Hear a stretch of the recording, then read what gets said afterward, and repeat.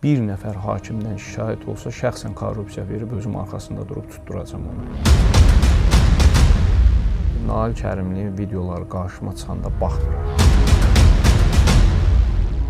Güya bizim varlıların bağ evlərində belə seksual cinayətlər yoxdur. O onun vecinə də deyir ki, mən tutaq ki, icra başçıyam ki, mən neyniyəsidir ki.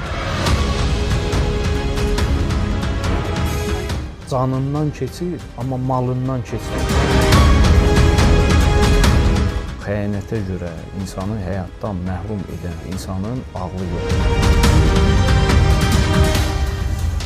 Bizim qadınlar niyə gedib plastik əməliyyatlar elədirlər? Kənar adamlar üçün varlının törətdiyi cinayətlər daha dəhşətli olur. Varlılar qadınları meymunlarla eyni qəfəsə salır.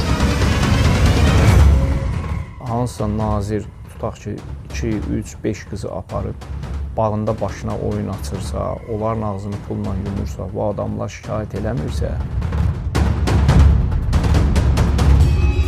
narkotikdən müalicə alan adam deyir ki, mən indi reabilitasiya mərkəzindəyəm.